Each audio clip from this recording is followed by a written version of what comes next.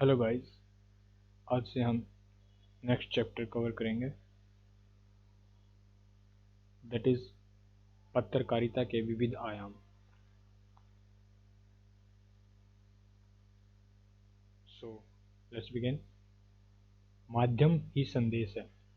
Martial McLuhan, Canada के मशहूर संचार शास्त्री। एक नज़र में पत्रकारिता का संबंध सूचनाओं को संकलित और संपादित कर आम पाठकों तक पहुंचाने से है, लेकिन हर सूचना समाचार नहीं है। पत्रकार कुछ ही घटनाओं, समस्याओं और विचारों को समाचार के रूप में प्रस्तुत करते हैं। किसी घटना के समाचार बनने के लिए उसमें नवीनता, जनरुचि, निकटता, प्रभाव जैसे तत्वों का होना जरूरी है। समाचारों के संपादन में तथ्यपरकता, वस्तुपरकता, निष्पक्षता और संतुलन जैसे सिद्धांत का ध्यान रखना पड़ता है। इन सिद्धांतों का ध्यान रखकर ही पत्रकारिता अपनी विश्वसनीयता अर्जित करती है। लेकिन पत्रकारिता का संबंध केवल समाचारों से ही नहीं है। इसमें संपादकीय लेख, कार्टून और फोटो भी प्रकाशित होते हैं। पत्रकारिता के कई प्रकार हैं। उनमें खोजपरक पत्रकारिता, वॉचडॉग पत्रकारिता और एडवोकेसी पत्रकारिता प्रमुख है। पत्रकारिता। अपने रोजमर्रा के जीवन के एक आम दिन की कल्पना कीजिए। दो लोग आस-पास रहते हैं और लगभग रोज मिलते हैं, कभी बाजार में, कभी राह चलते और कभी एक दूसरे के घर पर। भेंट से पहले के कुछ मिनटों की उनकी बातचीत पर ध्यान दीजिए। हर दिन उनका पहला सवाल क्या होता है? क्या हालचाल है? या कैसे हैं? या फिर क्या समाचार है? रोजमर्रा के इन सहज प्रश्नों में ऊपरी तौर पर कोई विशेष बात नहीं दिखाई देती। इन प्रश्नों को ध्यान से सुनिए और सोचिए। इसमें आपको एक इच्छा दिखाई देगी, नया और ताज़ा समाचार जानने की, पिछले कुछ घंटों का हाल जानने की, या बीती रात की खबरें, कल से आज के बीच या कुछ घंटों के अंतराल में आए बदलावों की जानकारी। यानी हम अपने मित्रों, रिश्तेदारों और सहकर्मियों से हमेशा उनका कुशलक्षेम या उनके आसपास की घटनाओं के बारे में जानना चाहते हैं। कहने की ज़रूरत नहीं है कि अपने आसपास की चीज़ों, घटनाओं और लोगों के बारे में ताज़ा जानकारी रखना मनुष्य का सहज स्वभाव है। उसमें जिज्ञासा का भाव बहुत प्रबल होता है। यही जिज्ञासा समाचार और व्यापक अर्थ में पत्रकारिता का मूल तत्व है। जिज्ञासा नहीं रहेगी तो समाचार की भी जरूरत नहीं रहेगी। पत्रकारिता का विकास इसी महज जिज्ञासा को शांत करने की कोशिश के रूप में हुआ। वह आज भी इसी मूल सिद्धांत के आधार पर काम करती है। पत्रकारिता क्या है? हम सूचनाओं या समाचार क्यों जानना चाहते हैं? दरअसल सूचनाएं अगला कदम तय करने में हमारी सहायता करती हैं। इसी तरह हम अपने आस पड़ोस, शहर, राज्य और देश दुनिया के बारे में जानना चाहते हैं। ये सूचनाएं हमारे दैनिक जीवन के साथ साथ पूरे समाज को प्रभावित करती हैं। आज देश दुनिया में जो कुछ हो रहा है उसकी अधिकांश जानकारी हमें समाचार माध्यमों से मिलती है। सच तो यह है कि हमारे प्रत्यक्ष अनुभव से बाहर की दुनिया के बारे में हमें अधिकांश जानकारी समाचार माध्यमों द्वारा दिए जाने वाले समाचारों से ही मिलती है। गतिविधि। अब समाचार। हम हर दिन समाचार पत्र पढ़ते हैं या टेलीविज़न और रेडियो पर समाचार सुनते हैं या फिर इंटरनेट पर समाचार देखते हैं और पढ़ते हैं। इन विभिन्न समाचार माध्यमों के जरिए दुनिया भर के समाचार हमारे घरों में पहुंचते हैं। समाचार संगठनों में काम करने वाले पत्रकार देश दुनिया में घटने वाली घटनाओं को समाचार के रूप में परिवर्तित करके हम तक पहुंचाते हैं। इसके लिए वे रोज सूचनाओं का संकलन करते हैं और उन्हें समाचार के प्रारूप में ढालकर प्रस्तुत करते हैं। इस पूरी प्रक्रिया को ही पत्रकारिता कहते हैं। समाचार की कुछ परिभाषाएं। प्रेरक और उत्तेजित कर देने वाली हर सूचना समाचार है। समय पर दी जाने वाली हर सूचना समाचार का रूप धारण कर लेती है। किसी घटना की रिपोर्ट ही समाचार है।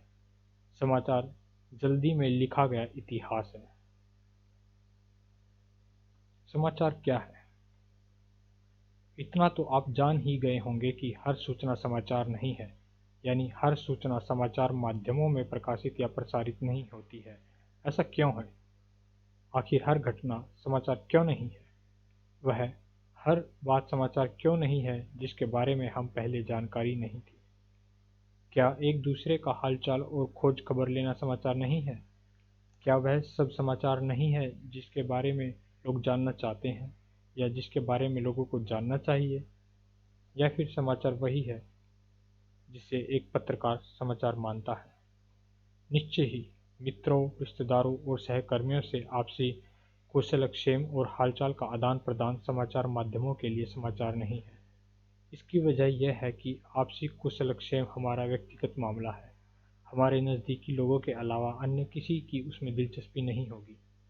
दरअसल समाचार माध्यम कुछ लोगों के लिए नहीं बल्कि अपने हजारों लाखों पाठकों, श्रोताओं और दर्शकों के लिए काम करते हैं। स्वाभाविक है कि समाचार के रूप में उनकी घटनाओं, मुद्दों और समस्याओं को चुनते हैं जिन्हें जानने में अधिक से अधिक लोगों की रुचि होती है। यहाँ हमारा आशय उस तरह के समाचारों से है जिनका किसी न किसी रूप में सार्वजनिक महत्व होता है। ऐसे समाचार अपने समय में विचार, घटना और समस्याओं के बारे में लिखे जाते हैं। ये समाचार ऐसी समसामयिक घटनाओं, समस्याओं और विचारों पर आधारित होते हैं जिन्हें जानने की अधिक से अधिक लोगों में दिलचस्पी होती है और जिनका अधिक से अधिक लोगों के जीवन पर प्रभाव पड़ता है। इसके बावजूद ऐसे कोई फार्मूला नहीं है जिसके आधार पर यह कहा जाए कि यह घटना समाचार है और या नहीं। पत्रकार और समाचार संगठन ही किसी भी समाचार के चयन, आकार और उसकी प्रस्तुति का निर्धारण करते हैं। यही कारण है कि समाचार पत्रों और समाचार चैनलों में समाचारों के चयन और प्रस्तुति में इतना फर्क दिखाई पड़ता है। एक समाचार पत्र में एक समाचार मुख्य समाचार लीड स्टोरी हो सकता है और किसी अन्य समाचार पत्र में वही समाचार भीतर के पृष्ठों पर कहीं एक कॉलम का समाचार हो सकता है। एक टेलीविज़न चैनल के लिए अमिताभ बच्चन के जन्मदिन का समाचार पहला मुख्य समाचार हो सकता है, तो संभव है कि कोई अन्य चैनल इराक में युद्ध को या आर्थिक विकास को लेकर दिए गए प्रधानमंत्री के बयान को अपनी मुख्य खबर बनाए। लेकिन विभिन्नताओं का अर्थ यह नहीं है कि समाचार की कोई परिभाषा ही नहीं है।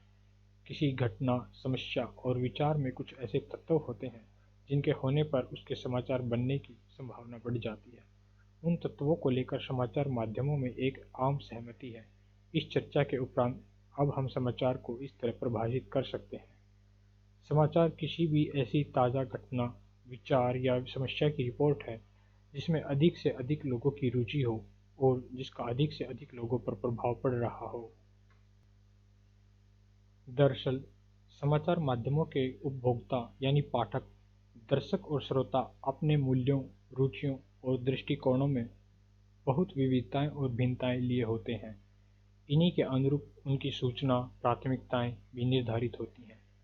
परंपरागत पत्रकारिता के मानदंडों के अनुसार समाचार मीडिया को लोगों की सूचनाओं की जरूरत और मांग के बीच संतुलन कायम करना पड़ता है।